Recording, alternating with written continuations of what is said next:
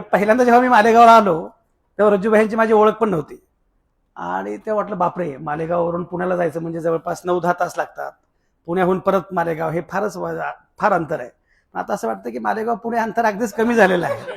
नाही, कुठं चाललंय? मालेगावला, म्हणजे असं असं अगदी आता आपल्या शेजारी कोथरूडला चाललोय असं वाटावं इतकं मालेगावचं अंतर कमी झालेलं आहे. पण एक खूप चांगलं आहे की मुळामध्ये तुम्ही सगळी मुलं जे आहात ना ते अत्यंत गुणी पोरं आहात, एकदम बेस्ट. मला खात्री आहे की तुमच्यापैकी प्रत्येक जण येणाऱ्या काळामध्ये जी आनंदपेठाची कल्पना आहे, जी साथी प्रतिष्ठानची कल्पना आहे, की तुम्ही अत्यंत आनंदात आयुष्य जगणार आहात. आम्ही असं म्हणतो की कोण काय होणार, कोण डॉक्टर होणार, कोण कलेक्टर होणार, कोण आणखी काय होणार वगैरे, ते व्हायचं ते होईल, पण सगळ्यात महत्वाचं म्हणजे प्रत्येकाला आनंदानं जगता आलं पाहिजे. तुम्हाला माहित आहे का, अमेरिकेच्या राज्यघटनेमध्ये परस्यूट ऑफ हॅपीनेस नावाची संकल्पना आहे.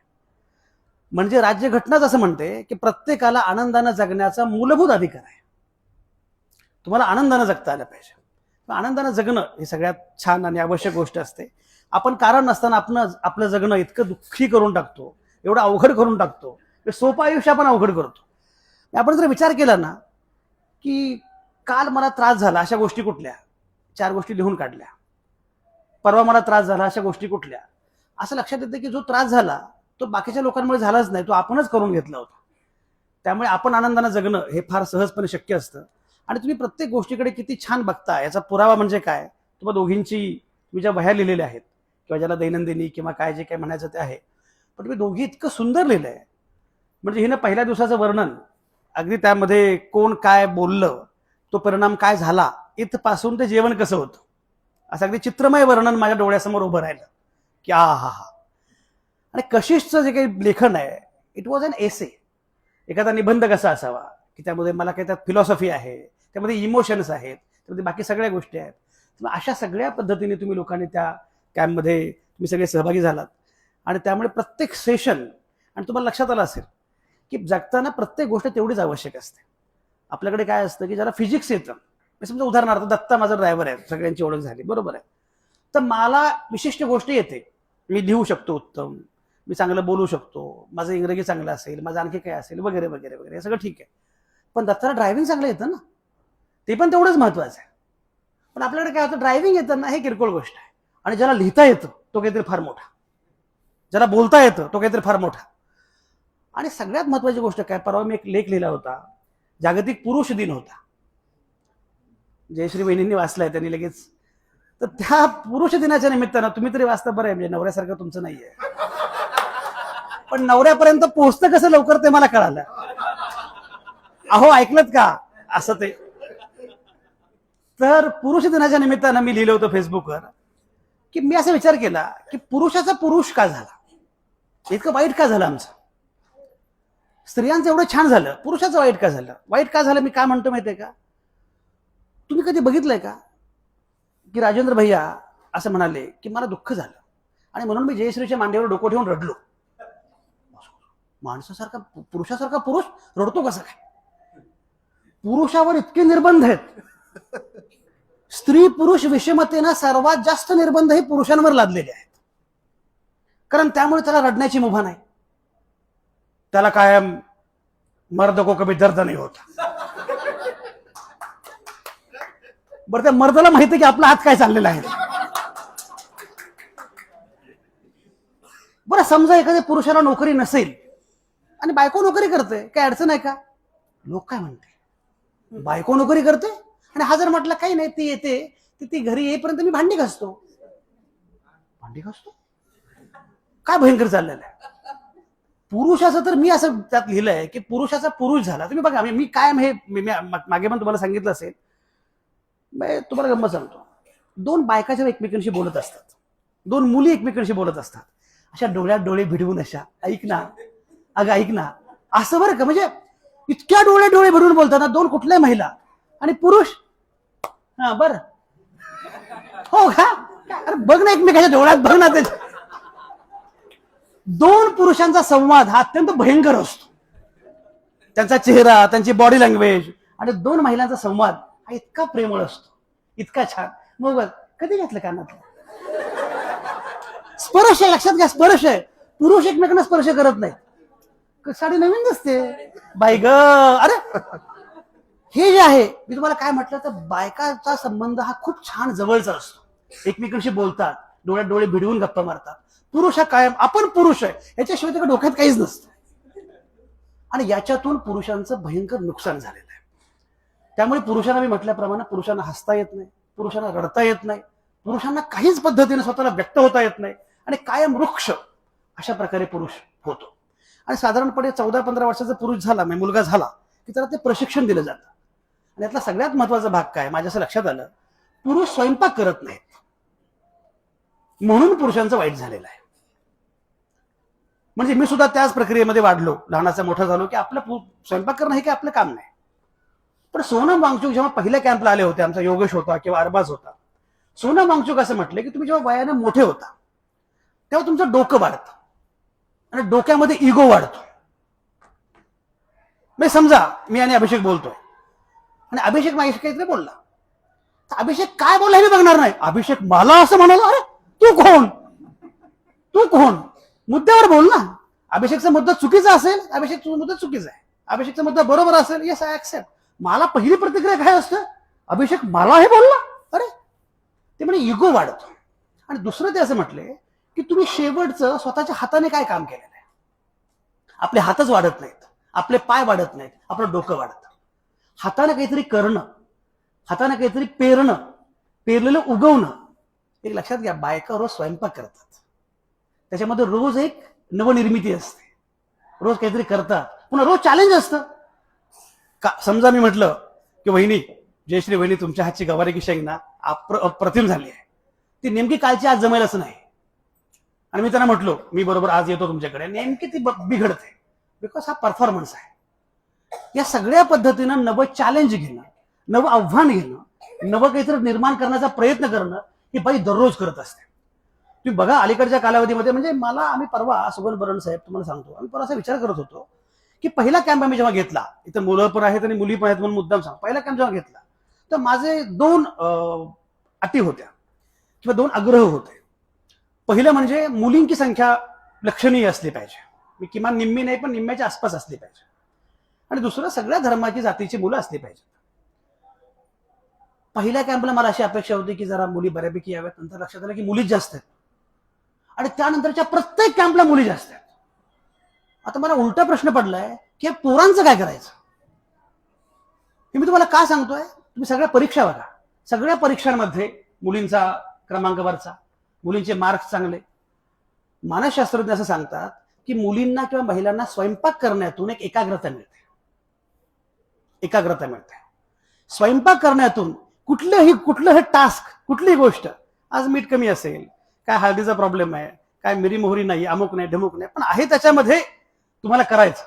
शिवाय वेळेचं व्यवस्थापन किती असतं, सगळा स्वयंपाक, भांडी, अमुक ढमुक एवढं सगळं करून बाहेर जायचं, हे सगळं करायचं.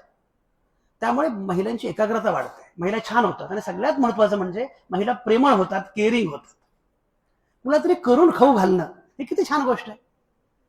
आपल्याकडे अशी अवस्था आहे की बायको आजारी असेल तरी ह्या ठोंब्याला स्वयंपाकच करता येत नाही. असे किती ठोंबे आहेत मला माहिती नाही, बरोबर की नाही. तर आपल्या सगळ्या ठोंब्यांचं काय करायचं हा मोठा प्रश्न आहे. बायको आजारी आहे, मग हा विचारतो की तुला खिचडी लावू का, अरे लावू का, तुला आली पाहिजे नाही करता. बरं बायकोला माहित असतं की यानं खिचडी केली तर आयुष्य आपलं संपलं, म्हणजे ती म्हणते बाबा रे काही करू नको, तू शांत राहा, नाही तर हा चुकून करायचा प्रयत्न करेल आणि एवढा पसारा मांडून ठेवेल की पुन्हा त्या भांडी घासताना स्वयंपाक सगळं नीट करणं मलाच करावं लागेल. एक साधी गोष्ट ज्याच्याकडे आपण नीट लक्ष दिलं पाहिजे, फुले शाहू आंबेडकरी चळवळींचं अत्यंत दुर्लक्ष झालेलं आहे, ते जात पितृसत्ताक व्यवस्थेकडे. आपण जातीवर खूप बोलतो, आपण पितृसत्ताक व्यवस्थेबद्दल बोलत नाही.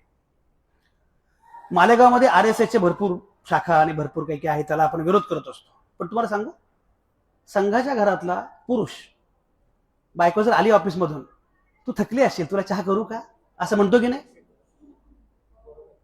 बघ हो म्हणून सांगतात खुशाल. आणि हे फुले शाहू आंबेडकरांचं नाव घेणार. आणि बायको आली समजा ऑफिसमधून बाहेरून, तर हा बसल्या बरं झालं लवकर आली, जरा चहा कर.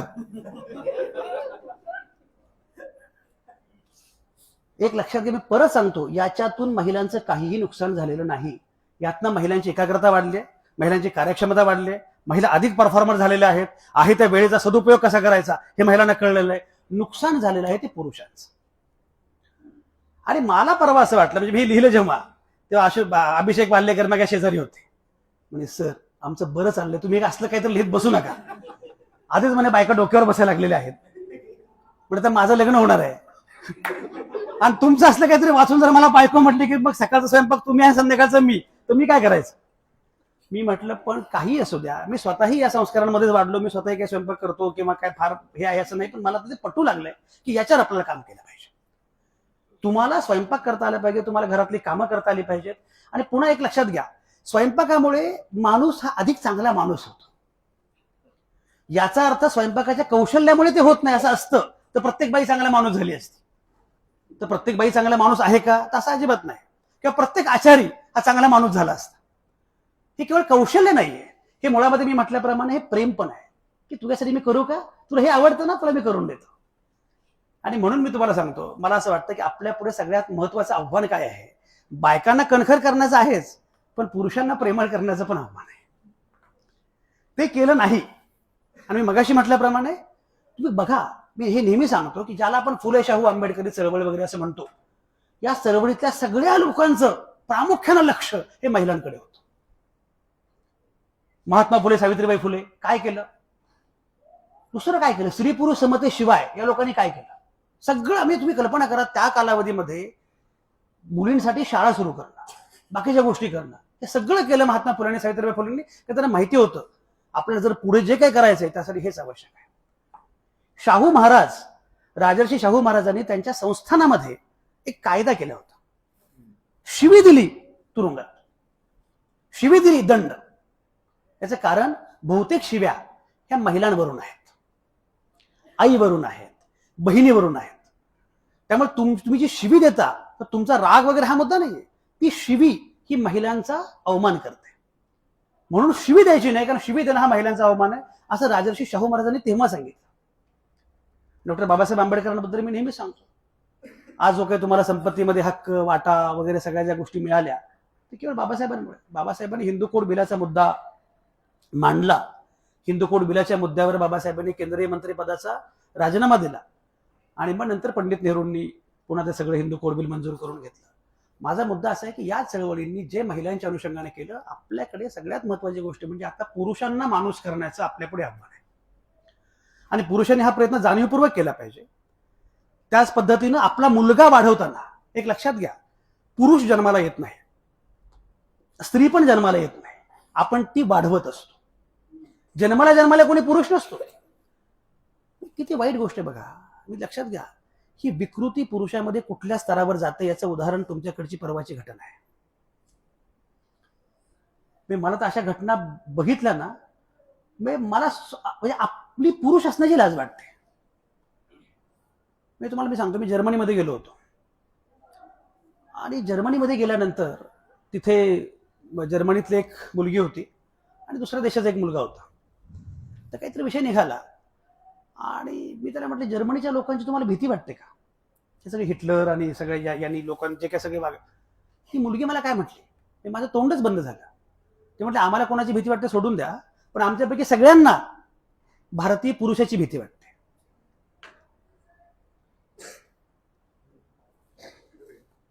म्हणजे तुम्ही यू कॅन इमॅजिन, तुम्हाला माहिती आहे, तुम्ही सगळी वयात आलेली मुलं आहात, त्यामुळे तुमच्याशी मी डायलॉग करू शकतो. एक परदेशी मैत्रीण माझ्याकडे आली, मला म्हटली, भारतीय पुरुषांचा काही प्रॉब्लेम आहे का? नाही, असं काय बघतात बायकांकडे? आता भारतीय बायकांना सवय झाली बिचाऱ्यांना, पण परदेशी बायकांना धक्का आहे असं का बघतो? म्हणजे ते म्हणजे परदेशात असं कोणीच असं बघत नाही वेड्यासारखं. भारतीय पुरुषाचं जे काही झालेलं आहे त्याचं कारण ही सगळी कारण आहेत. आपण पुरुष ज्या प्रकारे पुरुषाला आपण आकार दिलेला आहे, तुम्ही घरी जेव्हा पोरगा जन्मतो, घरी जेव्हा पोरगी जन्मते, तर तिचं माणूस करण्याऐवजी त्याचा पुरुष त्याची स्त्री करता आणि मग त्या पुरुषाच्या डोक्यामध्ये ज्या नको त्या गोष्टी येतात. तुम्ही कल्पना करा, मी तुम्हाला काय सांगतोय, आजही तुम्ही मुलांना हे शिकवलं पाहिजे. ठीक आहे, तुम्हाला त्या त्या वयामध्ये आकर्षण वाटणं वगैरे स्वाभाविक आहे, ते वाटलंच पाहिजे. मुलींना मुलांबद्दल वाटलं पाहिजे, मुलांना मुलींबद्दल वाटलं पाहिजे. पण मुलींकडे महिलांकडे फक्त शरीर म्हणून बघणं, एका विचारवंताचं वाक्य आहे, ओ वुमन अनॉटॉमी इज दॅट डेस्टिनी. हे बाई, शरीर हीच तुझी नियती आहे, कारण तुला शरीराच्या पलीकडे कोणी बघतच नाही. मला अनेकदा असं वाटतं की समजा इथे संजय आवटे बोलतात, तो लोक संजय आवटेंचं ऐकतात, पण एखादी संजीवनी आवटे आली की लोकांच्या नजरा बदलतात, आणि ते यांच्याच नाही, यांच्या पण बदलतात. एक लक्षात घ्या, बायका सुद्धा बायकांकडे पुरुषांच्या डोळ्यांनी बघतात. हे वाक्य लक्षात घ्या. एक विचारवंत असं म्हणतो की जेव्हा महिला आरशासमोर उभी राहते तेव्हा ती आरशात एक अतिशय चांगली गोष्ट आहे. एकदा विनोबा म्हणजे महेंद्रभाई भट हे त्यांचे काय शिष्य होते, तर ते रोज घरी आपले कपडे धुवू, भांडी घास, आणि हे काय काय म्हणतात ते स्वयंपाक कर, असं सगळं करायचं. ती शेजारची बाई काय म्हणाली माहितीये, ती शेजारची बाई म्हणाली, तुमको इतना अच्छा आदमी मिला वो हमको दे दो ना. असं असं बरोबर. मी काय सांगत होतो, आरशासमोर जेव्हा महिला उभी राहते तेव्हा ती स्वतःच्या नजरेने बघत नाही, पुरुषांच्या नजरेने बघते. हे किती भयंकर आहे. तुम्हाला मजा सांगतो, भैयासाहेबांनी आम्ही त्या हिरे कॉलेजमध्ये गेलो तेव्हा हा प्रसंग मी सांगितला होता. पु ल देशपांडे आणि सुनीताबाई देशपांडे हे एकदम असं छान जोडपं होतं. बरं, पु ल जेवढे सौम्य तेवढ्या सुनीताबाई कडक होत्या. पु ल जेवढे अस्ताव्यस्त बेशिस्त तेवढ्या सुनीताबाई एकदम शिस्तबद्ध. अशा दोघं नवरा बायको, पु ल देशपांडे, सुनीताबाई देशपांडे. पु ल देशपांडेंना गाडी चालवता कधीच आली नाही. सुनीताबाई देशपांडे उत्तम ड्रायव्हिंग करायच्या. आणि ही गोष्ट मालेगावातलीच आहे. पु ल जेव्हा मालेगावात होते ही गोष्ट मालेगावातली आहे. तर मालेगावमध्ये पु ल देशपांडे आणि सुनीताबाई देशपांडे दोघं चालले होते आणि सुनीताबाई ड्राईव्ह करत होत्या. एका चौकात कार आली आणि पोरं खेळत होती. तर पोरं काय म्हटली, बघ बघ बघ बघ बघ बघ बघ बघ, तो बाबा त्या बाईला गाडी शिकवतोय.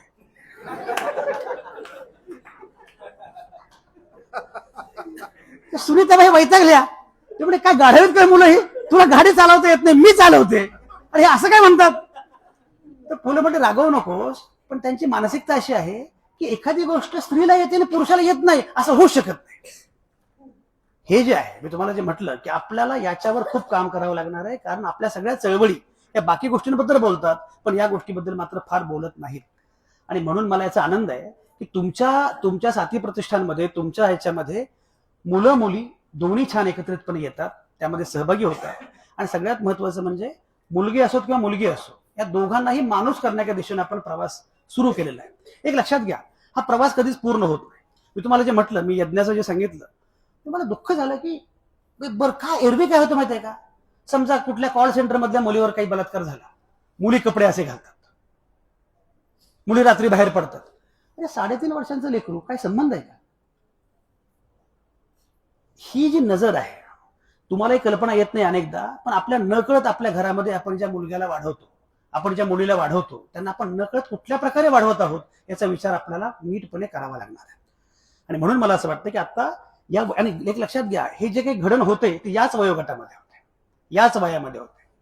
मागे मी गंमत सांगितली होती, मी जेव्हा साम टीव्हीला संपादक होतो तेव्हा महिला दिन 8 मार्च आला की आपल्याकडे महिला दिन आला की लोकांच्या अंगात येतं. एक दिवस त्या महिलांना काय जे काही कौतुक विचार करत बसतात. जागतिक पुरुष दिन कोणाला माहितीही नाही, जागतिक महिला दिन सुद्धा कोणाला माहिती होऊ नये अशा अवस्थेत आपण पोहोचलं पाहिजे. पण आपल्याला एक दिवस फक्त तो साजरा करायचा असतो, त्यामुळे महिला म्हणजे अशी वगैरे वगैरे सगळं सुरू होतं.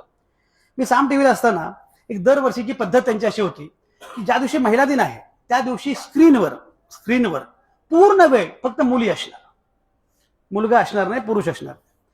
तर माझा एक शो होता, आवाज महाराष्ट्राचा नावाचा शो, तुमच्यापैकी बहुतेक जण बघत असतील. तर तो 8 वाजता माझा शो असायचा. तर माझ्याकडे मुली आल्या आणि म्हटलं, सर तुमचा शो आम्हीच करणार. म्हटलं तो लाईव्ह शो असतो, काहीतरी गडबड कराल तुम्ही आणि तुम्हाला सवय नाहीये. नाही म्हणे आम्ही करणार. मग म्हटलं ठीक आहे, तुम्हाला एक सोपं सांगतो मी. तर लाईव्ह शो मध्ये आमच्याकडे काय होतं की डिबेट असायचं. तेव्हा डिबेट होती, आता सगळी डिबेट बंद झाली. एक विषय घ्यायचा, 4-5 पॅनलिस्ट येणार, मग डिबेट डिस्कशन सुरू होणार आणि मग त्यात सगळी जे काही हमरी तुमरी सगळी आहे ते सगळे असायचे. तर म्हटलं तुम्हाला ते अवघड होईल, उगाच एखादं वाक्य जायचं. बरं, लाईव्ह शो असल्यामुळे काय पटकन तुम्ही काही म्हटलात तर ते जगभर ऐकूच जातं. तर मी म्हटलं तुम्ही असं करा, सोपं तुम्हाला सांगतो, एक मुलाखत घ्या. म्हणजे मुलाखत कोणाची करायची, ते पोलीस आयुक्त होत्या, म्हणजे पोलीस आयुक्त महिला होत्या, त्यांची मुलाखत तू कर असं मी त्या माझ्या अँकरला सांगितलं. आणि माझ्या केबिनमध्ये जाऊन बसलो की सगळं ते बघत होता, काही अडचण आली तर. त्याने ते मुलाखत सुरू केली, लाईव्ह मुलाखत होती. त्याला मी सगळे प्रश्न लिहून दिले, अगोदर हा प्रश्न, मग तो प्रश्न वगैरे. त्याला सगळे प्रश्न विचारले आणि मध्येच भस्कन एक मी न लिहून दिलेला प्रश्न त्यानं विचारला, जो मी लिहून दिलेला नव्हता. तो प्रश्न असा होता, पण तुम्ही घर, संसार आणि नोकरी हे कसं मॅनेज करता? ती पोलीस आयुक्त भयंकर, ती म्हटली मी नाही मॅनेज करत. तिला वाटलं यांना प्रश्न कळाला नाही. ती म्हटली नाही मॅडम, तुम्हाला प्रश्न कळाला नसेल, मी पुन्हा तो प्रश्न विचारते. म्हणजे विचार ना. म्हणजे कसं आहे की तुम्ही बाहेर जाता, नोकरी करता, करिअर करता आणि संसार पण आहे. तुम्ही संसार आणि करिअर हे दोन्ही कसं सांभाळता? ती म्हटली मी सांगितलं नाही मी नाही सांभाळत.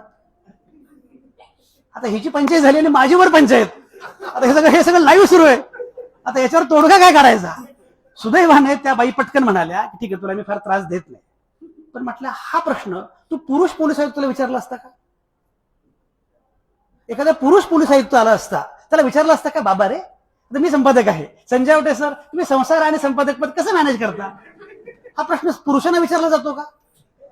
त्या म्हटलं याचा अर्थ ही तुमची सक्ती आहे, ही तुमची सक्ती आहे की मी संसार सांभाळला पाहिजे. माझ्या संसाराचं मी काय करायचं करेल ना, तुला काय करायचं? तू मला इथे आदर्श माता म्हणून बोलवलंय का? तुम्हाला इथे आदर्श पत्नी म्हणून बोलवलंय का? तुम्हाला का म्हणून बोलवलंय? पोलीस आयुक्त म्हणून बोल ना. मी काय करावं घरामध्ये हा तुझा प्रश्न नाहीये. आणि ते मला खूप आवडलं की त्या थेटपणे ते बोलल्या, टीव्ही लाईव्ह शो सुरू असताना थेटपणे बोलल्या. आणि पुढे म्हणाल्या, एक लक्षात घ्या, माझ्या घरी समजा मी अत्यंत वाईट बायको असेल तर मी आणि माझा नवरा बघून घेऊ. माझ्या घरी समजा मी स्वयंपाक करत नसेल आणि मला स्वयंपाक येत नसेल तर माझा नवरा, मी, सासू आम्ही बघून घेऊ. पण समाज म्हणून मी काय करावं हे ठरवण्याचा तुम्हाला अधिकार नाही. ते झाल्यानंतर मी आलो आणि मी म्हटलं, बाई म्हटलं, पहिल्यांदा ती जी कन्या होती आमची, जिनं गडबड केली आणि भस्कन हा प्रश्न विचारला, तिला म्हटलं तुझं अभिनंदन, कारण तुझ्या प्रश्नामुळे खरंच एवढी सिरियस चर्चा झाली. तो प्रश्न आला नसता तर हा मुद्दा सिरियसली पुढे आलाच नसता. मी जे मगाशी म्हटलं ना, मला स्वतःला एक तुम्हाला सांगतो, अलीकडच्या काळात मला हे जाणवू लागलंय. म्हणजे मी असं गृहीत धरायचो काही वर्षांपर्यंत की या देशामध्ये हिंदू मुस्लिम सगळे छान एकत्र नांदतात. आता मला असं वाटायला लागलं की या देशामध्ये मुस्लिम असणं एवढं सोपं नाहीये. It is not so easy. आपण हे गृहीत धरतो. तुम्ही कल्पनाच करू शकत नाही की मुस्लिम असणं म्हणजे काय असतं. तुम्हाला ज्या प्रकारचं एक दुय्यमत्व कायम घ्यावं लागतं. मला कळत आहे, मराठ्यांच्या आरक्षणाचा मोर्चा निघाला, एक मराठा लाख मराठा, आणि आम्ही बातम्या काय दिल्या, त्या मोर्चामध्ये पाणी वाटण्यासाठी मुस्लिम बांधव आलेले होते. अरे म्हणलं कधी उलट पण झालं पाहिजे ना, मुस्लिमांच्या आरक्षणाच्या मोर्चामध्ये मराठ्यांनी पाणी वाटलं पाहिजे. पण प्रत्येक वेळी तुम्हाला दुय्यम नागरिकत्वाची भूमिका, मला कोणीतरी विचारलं मध्यंतरी की माझ्या मैत्रिणी मला माझी गंमत करत होती, माझा फोन घेतला, मला तुझ्या कॉन्टॅक्ट लिस्टमध्ये किती बायका आहेत, इतक्या कशा काय महिला? तर मी हसलो आणि म्हटलं महिलांची लोकसंख्या 50% आहे, तर माझ्या कॉन्टॅक्ट लिस्टमध्ये किमान 50% महिला पाहिजे, पण तेवढ्या तर नाहीयेत, ही गडबड आहे. मग मी सिरियसली विचार केला, कॉन्टॅक्ट लिस्टमध्ये 15% मुस्लिम पाहिजेत की नाही? कुठे 15% मुस्लिम आहेत? हे माझ्या सोडूनच द्या, ज्या मालेगावमध्ये 80% मुस्लिम आहेत, त्या मालेगावातल्या सुद्धा हिंदू लोकांच्या कॉन्टॅक्ट लिस्टमध्ये 80% मुस्लिम असतील असं मला वाटत नाही. 80% काय, 15% पण नसतील. असं तुम्हाला विचार करावा लागेल ना. एक लक्षात घ्या, आपण गृहीत धरलंय. म्हणजे आपण काय करायचं माहितीये का, ते गावातल्या पाटलाने सगळ्यांना बोलायचं, आता संपताय की नाही आपल्या गावात, मग अरे तू जाहीर करून टाकलं. ते आमच्याकडे राशीन नावाचं गाव आहे. काय झालं? ती सिरी काय बोलते का? आमच्याकडे राशीन नावाचं एक गाव आहे. कुमार सप्तर्षींनी सांगितलं किस्सा बरं. तिथे लोकसभेची निवडणूक लागली बरं का, बिपिन, पहिली निवडणूक लागली 1952ची. आणि तिथले एक मालक, त्यांना म्हणा की सगळे देशमुख मालक, तर मालक उभे राहिले निवडणुकीला. लोक त्यांच्याकडे गेले, म्हणे मालक ते तुम्ही आता ते कसली निवडणूक लढवणार आहे, मग काय होणार आहे? ते म्हणे काय नाही, तुम्ही आता मला काय म्हणता? म्हणे मालक, आता हेतून पुढे खासदार म्हणायचं. मी तुम्हाला का सांगतोय, लोकशाही आणि संविधान वगैरे आपण जे बोलतो, ती संविधानिक मूल्य आणि लोकशाहीचे सगळे अधिकार हे सरंजामी व्यवस्थेनं किंवा त्या जुन्या पुरुषसत्ताक व्यवस्थेनं आपल्या ताब्यात घेतलेले असतील तर आपल्याला त्याबद्दल ते रिडिफाईन करावं लागेल. आपण हे म्हणतो हे खरंच आहे. अगदी त्याप्रमाणे या देशामध्ये महिला म्हणून वावरणं इज नॉट इझी. आपण असं आता काय स्त्री पुरुष पुरुषाच्या खांद्याला खांदा काय खांद्याला खांदा नाही. आजही 100% घरांमध्ये बाईने कितीही क्रांती करू द्या घरात स्वयंपाक तिलाच करावा लागतो. आणि जिथे पुरुष अगदी बायको सोबत स्वयंपाक करतात किंवा अगदी तसं अपवाद कुठेच घडत नाही. असं म्हटलं जातं की पुरुष ऑफिसमध्ये कामाकडून आरामाकडे येतो आणि बाई मात्र कामाकडून पुन्हा कामाकडे येते. तिला कामच करावं लागतं. आणि हा प्रश्न केवळ मी म्हटल्याप्रमाणे केवळ स्वयंपाकाचा नाहीये. हा प्रश्न बायकांना एकूण महिला म्हणून आपण खरंच त्यांच्याकडे कसं बघतो हा खूप महत्वाचा मुद्दा आहे. मी तुम्हाला मागे कदाचित काय मध्ये सांगितलं की नाही मला आठवत नाही, पण तरी आत्ता सांगतो. 21 डिसेंबर किंवा 22 डिसेंबर ही वर्षातली सगळ्यात मोठी रात्र आहे. वर्षातली सगळ्यात मोठी रात्र. आणि ते मला नीट माहिती आहे कारण माझा जन्म माझा बर्थडे 21 डिसेंबर आहे. आणि मला आठवतं की माझी आई मला सांगायची तुझ्या जन्माच्या वेळी रात्र सरतच नव्हती. नंतर मला कळलं एवढी मोठी रात्र होती कशी सरेल. 21 डिसेंबर किंवा 22 डिसेंबर ही वर्षातली सगळ्यात मोठी रात्र आहे. दोन्ही असतात ते 21-22. तर आम्ही 22च करतो पण 21-22 तर ती वर्षातली सगळ्यात मोठी रात्र आहे. तर तेव्हा आम्ही पुण्यामध्ये आणि औरंगाबादला पण मी असताना एक आवाहन केलं लोकांना महिलांना की तुम्हाला काय सांगितलं जातं, तुम्हाला अंधाराची भीती दाखवली जाते. 7-4 घरात नाहीतर हिंस्त्र श्वापद बाहेर आहेत. त्या बाहेरच्या हिंस्त्र श्वापदांची भीती दाखवून घरातल्या श्वापदांकडे यायला भाग पडायचं. हा पुरुषी कट आहे. तर आम्ही त्यांना सांगितलं की काळजी करू नका, तुम्ही रात्री लवकर घरी आलं पाहिजे. तुम्हाला जी दाखवतात भीती रात्रीची, तुम्ही रात्रीची भीती झुगारून द्या आणि जाहीर करा आम्ही रात्रीला घाबरत नाही. या अंधारावर चालून जा.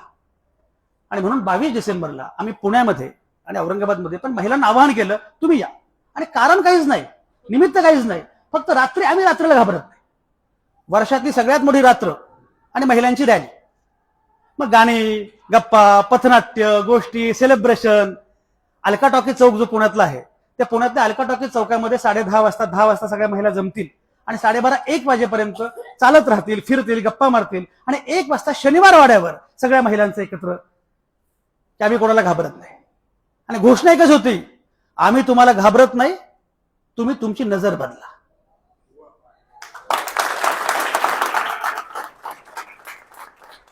आम्ही असुरक्षित नाही, प्रश्न तुमच्या नजरेचा आहे असं मी आवाहन केलं. Can you imagine? जेव्हा मी औरंगाबादमध्ये आवाहन केलं आणि पुण्यामध्ये सुद्धा, औरंगाबादमध्ये 17,000 बायका रस्त्यावर आल्या. 17,000. मग तर राजकीय नेत्यांना कळे ना, म्हणजे या बायका दिवसा येत नाहीत, पैसे देऊन येत नाहीत. 17,000 बायका कशा काय आल्या? आणि त्यांना सांगितलं की तुमची मागणी काहीच नाही, आम्हाला हे द्या, हमारी मांगे पुरी करो. आमचं म्हणणं एवढंच आहे, आम्ही रात्रीला घाबरत नाही. आणि सोबत कोणीही पुरुष घेऊन यायचं नाही. पुरुषांना सांगा आमच्या आम्ही जाऊ. आणि दुसरं म्हणजे तुम्हाला हव्या त्या कपड्यात यायचं, तुमचे ड्रीम कपडे. आम्ही गेलो तिथे अलका टॉकीज चौकामध्ये एक मॅडम आल्या माझ्याकडे. सर सर सर ऐका ना, सर ऐका ना. मी ओळखलंच नाही, 1 पीस मध्ये आलेल्या. नंतर मला कळलं त्या नगरसेविका होत्या तिथल्या. म्हटलं वहिनी तुम्ही म्हटलं एकदम 1 पीस मध्ये? म्हणजे तुम्ही लिहिलं होतं ना म्हणे. मला 1 पीस मध्ये यायची फार इच्छा होती म्हणे. आज तुम्ही म्हटलात ना मी आले. सगळं झालं. त्या बायका इतक्या खुश होत्या. एक लक्षात घ्या, म्हणजे नाईट आऊट करणं हे सुद्धा किती बायकांसाठी महत्वाचं हे मी डोक्यातही कधी आलं नाही की रात्री आपण बाहेर बुंडारतोय. आणि बायका अशा भडकत होत्या. मुली अशा गंमत करायच्या, म्हणजे मुली अशा गंमत करायच्या. पानटपरी बंद असायची ना 1 वाजता असं वगैरे. पण बायकांना किती जगायची. त्या डिव्हायडरवर बसल्या, सिगारेट मध्येच तो ग्लास घे इकडे वगैरे असं. यांच्या पण काय काय सगळ्यात हाईट तुम्हाला सांगतो. सगळं झालं आणि त्या बायका सगळ्या पोहोचल्या. बरं काय झालं, मला चिंता अशी होती की सगळ्या वेळेवर नीटपणे पोहोचल्या पाहिजे. सगळ्या गेल्या घरी. आणि घरी गेल्यानंतर माझा फोन सुरू ठेवला होता, कारण म्हटलं कुठल्याही क्षणी काही गडबड झाली तर तो फोन असला पाहिजे. आणि आणखी एक गंमत म्हणजे रिक्षा संघटनेने आम्हाला पूर्णपणे पाठिंबा दिला होता. शनिवार वाड्यावरून सगळ्या महिलांना आम्ही मोफत घेऊन जाऊ. सगळे रिक्षावाले आले होते. आणि रिक्षावाल्यांना म्हटलं ठीक आहे. त्यामुळे सगळे रिक्षावाले, फक्त संपला आमचा कार्यक्रम. रिक्षावाले, बस होत्या, महानगरपालिकेने बस दिलेल्या होत्या, असं बाकी सगळं भरपूर होतं. सगळ्या बायका गेल्या. 1:30 मला एका बाईंचे 3 कॉल आहे आणि माझा दुसरा फोन सुरू होता. ठीक आहे, माझा दुसरा फोन सुरू होता, त्यामुळे माझं लक्ष गेलं नाही. मी नंतर बघितलं, अरे म्हटलं यांचे 3 कॉल आहेत, काहीतरी मेजर सिरियस दिसतंय. मी त्यांना फोन केला, म्हटलं मॅडम तुम्ही फोन केला होता? म्हणे आवटे साहेब फार मजा आली. म्हटलं हे काही ह्यांनी वेगळा उद्योग केला की काय म्हटलं मध्येच. आवटे साहेब फार मजा आली. म्हणजे काय झालं? म्हणे रात्री 1:30 मी जाऊन घराची बेल दाबली.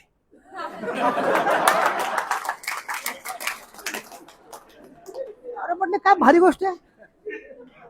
मग म्हणे नवऱ्यानं दरवाजा उघडला आणि मी नवऱ्याला म्हटलं जेवण वगैरे झालंय ना, काळजी करू नका, मी जेवून आलेले आहे, तुम्ही झोपा.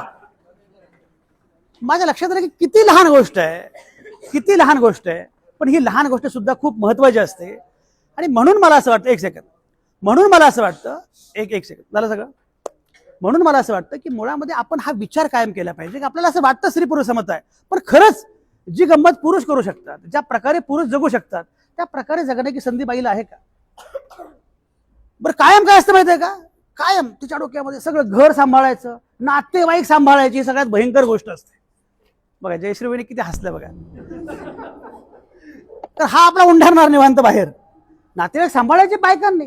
मी मुद्दाम का सांगतोय, तुम्हाला या प्रकारची खरीखुरी समता जर आणायची असेल तर हा अप्रोच, हा दृष्टिकोन बदलणं ही अत्यंत महत्वाची गोष्ट आहे. कारण ज्या ओझ्याखाली आपल्या महिलांच्या अनेक स्वप्नांची आपण राख रांगोळी करतो. पद्मा गोळेंची एक फार चांगली कविता होती. मी जेव्हा शाळेमध्ये होतो, पोरीचं लग्न झालं आणि आई असं म्हणते, उगाच वाटतं पोर मनाशी झुरते काय, तुळशी मधल्या मातीखाली ओली स्वप्न पुरते काय. तुळशी मधल्या मातीखाली ओली स्वप्न पुरण्याची वेळ तुमच्या सुनेवर, तुमच्या मुलीवर, तुमच्या आईवर, तुमच्या बहिणीवर येता कामा नये. यासाठी आपण अत्यंत सजग असलं पाहिजे, तर आपण खरे माणूस. मी तुम्हाला जे म्हटलं ना, एक लक्षात घ्या, आणि हे तुम्हाला मी लिहून देतो, तुम्ही सगळे चरित्र वाचा. गांधी, नेहरू, आंबेडकर, फुले, शाहू ही सगळी माणसं म्हणून अत्यंत ग्रेट होती आणि महिलांच्या अनुषंगाने अत्यंत लिबरल होते प्रत्येक जण. ते नेहरूंबद्दल म्हटलं जातं ना की नेहरू एवढा मैत्रिणी होता, पण मुळात नेहरू अत्यंत लिबरल माणूस होता. इंदिरा गांधीच्या मित्रांबद्दलही त्यांनी कधी आक्षेप घेतला नाही.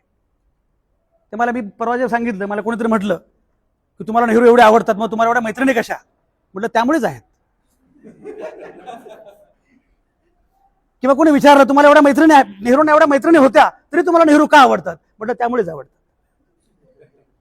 कारण हा लिबरल दृष्टिकोन जो आहे ना, हा अत्यंत लिबरल दृष्टिकोन, तो गांधींकडे होता, तो नेहरूंकडे होता, तो बाबासाहेबांकडे होता, तो फुलांकडे होता. तुम्ही कल्पना करा, त्या कालावधीमध्ये आपल्या बायकोला, एक लक्षात घ्या, महात्मा फुले हा माणूस फार जबरदस्त माणूस होता माहिती आहे.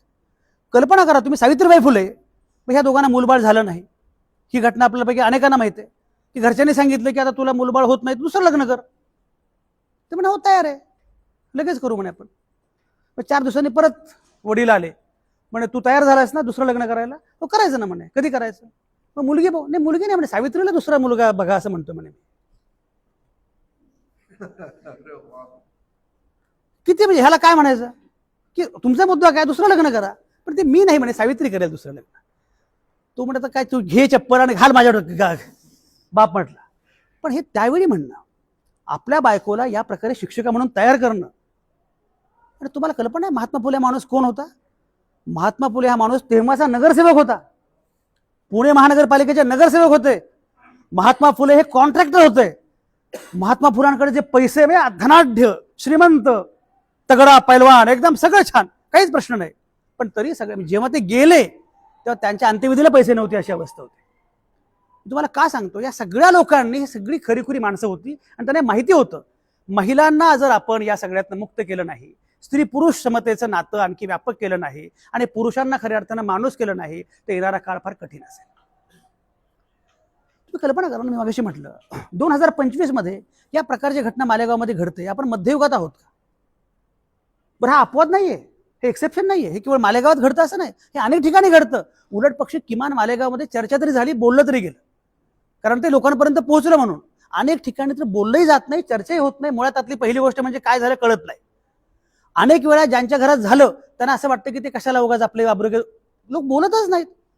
मी तुम्हाला सांगतो, सोयगाव नावाचं गाव आहे, माहिती आहे? सोयगाव जवळ इथून सोयगावमध्ये हा त्याचा मला वाटतं तालुका जिल्हा जळगाव वगैरे, हा जळगाव जिल्हा असेल ना, सोयगाव बरोबर, जळगावच्या मला वाटतं सीमेवर आहे, जळगाव औरंगाबादच्या. तर मी औरंगाबादला असताना एक बातमी अशी आली, मी सहज फ्लोअरवर फिरत होतो माझ्या सगळ्या उपसंपादकांच्या, आणि फिरता फिरता मला अशी स्क्रीनवर बातमी दिसली की सोयगावमध्ये मुख्याध्यापकाने 22 मुलींचे लैंगिक शोषण केले. मी म्हटलं, आणि सिंगल कॉलम बातमी होती. मला बघू बातमी बघू, 22 मुलींचं लैंगिक शोषण केलं, हा काय प्रकार आहे म्हटलं.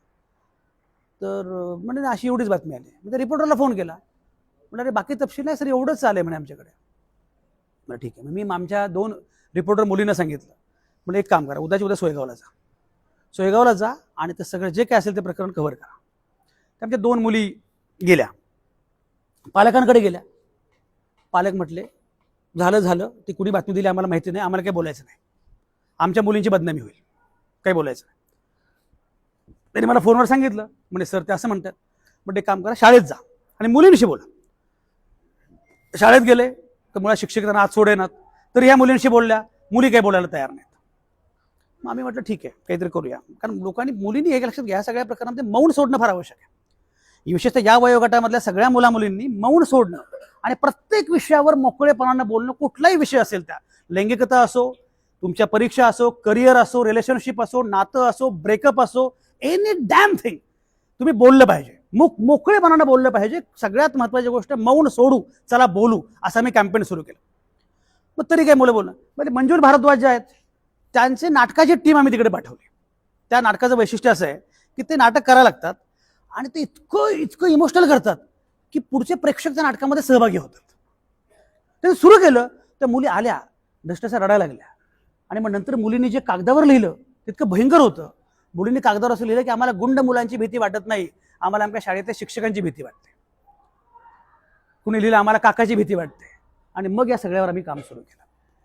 म्हणजे तुम्हाला सांगतोय की मुळामध्ये या प्रकारच्या घटना जेव्हा घडत असतात तर आपल्याला सगळ्यात महत्त्वाची गोष्ट म्हणजे पुरुषाचा माणूस करणं, बाईचा स्त्रीचा माणूस करणं हे सगळ्यात महत्त्वाचं आहे. आणि ही सुरुवात या वयापासून झाली पाहिजे, या टप्प्यापासून झाली पाहिजे. कारण पौगंडावस्था ही सगळ्यात महत्त्वाची अवस्था आणि महत्त्वाची गोष्ट आहे. आणि मला खात्री आहे, तुम्हाला सांगू का, हे वय इतकं कोवळं आहे, हे कोवळ्या मातीमध्ये जी स्वप्न तुम्ही टाकता ना ते उगवतच. या वयामध्ये जे घडतं तसं तुम्ही नंतर कुठल्याही कितीही मोठे व्हा, काही करा, ते कधीच घडू शकत नाही.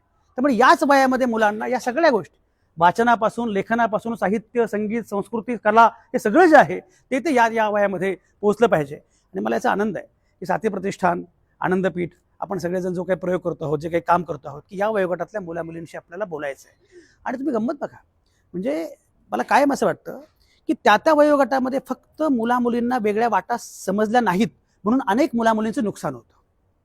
म्हणजे समजा मला एखादी गोष्ट आवडते, कथक डान्सर कोण मुलगी होती मागच्या वेळी आपल्याकडे आली होती, ही होती. आता हिला कथक आवडतं, बरोबर आहे, हां, प्रांजलला कथक आवडतं, पण तिला सांगितलं तू कथक करायचं नाही का, तुझ्या आई कोणी आलंय का, आई वडील कोणी आलंय का, नाही आलं, कारण तुझ्या पायामध्ये घुंगरू बांधायचे नाहीत, पायामध्ये अमुक बांधायचं नाही. पण तुम्ही लक्षात घ्या, मी मगाशी म्हटल्याप्रमाणे ज्याला ज्या विषयामध्ये प्रचंड गती आहे, ज्याला ज्या विषयामध्ये प्रचंड रस आहे, त्याला ते करू दिलं पाहिजे.